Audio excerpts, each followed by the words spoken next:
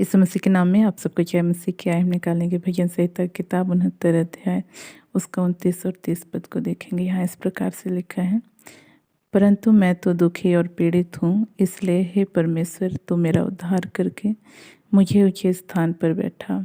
मैं गीत गाकर तेरे नाम की स्तुति करूँगा और धन्यवाद करता हुआ तेरी बड़ाई करूँगा। हम यहाँ देखते हैं परमेश्वर का दास दाऊद जो है परमेश्वर को अपने हृदय का दुख जो है प्रकट करते हुए कहता है कि मैं तो दुखी और पीड़ित हूँ, इसलिए मेरा जो है तो उद्धार करके मुझे ऊंचे स्थान पर बैठा करके। तो हम देखते हैं कि राजा दाऊद के राजा होने के बावजूद उसके जीवन में कई प्रकार के संकट और मुसीबत आए और उसने जो है अपने कष्टों के समय में परमेश्वर को पुकारा और परमेश्वर ने उसको जो है छुड़ाया। तो कहने का मतलब है कि आज संसार में चाहे अमीर हो, चाहे गरीब हो, चाहे किसी भी वर्ग का व्यक्ति क्यों ना हो, लेकिन उसके जीवन में कभी ना कभी जो है दुख और मुसीबतों का सामना करना पड़ता है। और ऐसे समय में हम जब ढूंढते हैं कि कोई हमको तसल्ली दे या कोई हमको शांति की बातें कहें, तब जो है बहुत ही मुश्किल हो जाता है कि लोग हमारे दुखों को समझ सकें। लेकिन कई बार ऐसा होता है कि वे हम ही पर जो है दोष लगाने लगते हैं, तुम्हारे ही कारण ऐसा हुआ, ऐसा करके जो है कहने लगते हैं, जिसके कारण हमारा जो दुख जो हल्का होना चाहिए वो क्या हो जाता है और बढ़ जाता है। तो आज जो है हमको इस संसार में अपने शांति देने वाले व्यक्ति को ढूंढना नहीं है। अब हमको जो है कोई तरस खाने वाला या तसल्ली देने वाले व्यक्ति को ढूंढने की ज़रूरत नहीं है, क्योंकि वे भी हमारे ही समान इंसान है। वे हमें यदि बोलेंगे भी 2-4 शब्द ही शांति के बोल सकते हैं, लेकिन जो है परमेश्वर जो है हमेशा की शांति देने वाला परमेश्वर है। तो हम उससे जो है अपने हृदय के दुखों को बताएं और जो है अपने जीवन में परमेश्वर को जो है उस परिस्थिति से बाहर निकालने के लिए जो है उसकी दुहाई दे।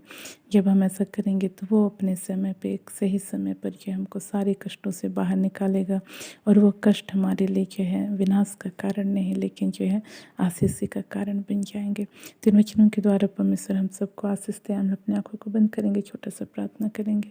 प्रेस द लॉर्ड प्रभु जी, आपने अपने वचनों के द्वारा बोला, बातचीत किया, उसके लिए धन्यवाद करते, विशेषकर प्रार्थना करते इस वक्त उन तमाम भाई बहनों के लिए प्रभु जो नाना प्रकार के दुखों में से होकर गुजर रहे हैं। प्रभु जी कई प्रकार की परिस्थितियाँ इनके जीवन को दबाने का काम कर रही है और कई ने तो प्रभु जी अपने जीवन में प्रभु जी तरस खाने वालों को ढूंढा और प्रभु जी उनसे प्रभु जैसा चाह वैसा नहीं पाया प्रभु, जिसके कारण प्रभु इनका मन उनके प्रति कड़वाहट से भर गया है। प्रभु ऐसे भाई बहनों की आप सहायता कीजिए कि ये समझ नहीं पाए कि वे भी प्रभु हमारे ही समान प्रभु जी मनुष्य हैं और उनकी एक सीमा है, एक सीमा तक ही वे हमारी सहायता कर सकते हैं। इस बात को वे समझ नहीं पाए और उनको क्षमा करके प्रभु जी उनके प्रति जो नाराज़गी है उसको दूर करने पाए। जैसा आपने प्रभु जी अपने चेलों को प्रार्थना करना सिखाया प्रभु जी, और कहा कि जैसे हमने अपने अपराधियों को क्षमा किया है वैसे ही हमारे अपराधों को क्षमा कर होने दे पिता।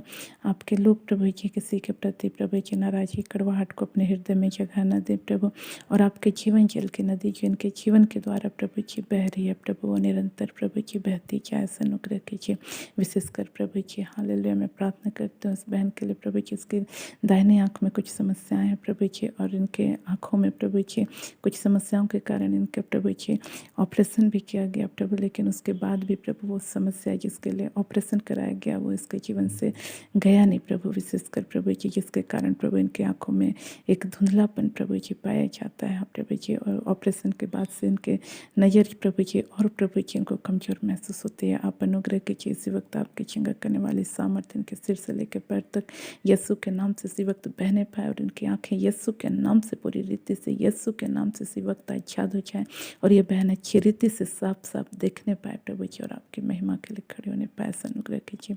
सारी याद और सारी माँ आपको देते हैं। आपने प्रार्थना सुना उसके लिए धन्यवाद। धन्यवाद के साथ और बहन प्रार्थनाओं को यीशु के नाम मांगते हैं। आमीन। आप सबको जय।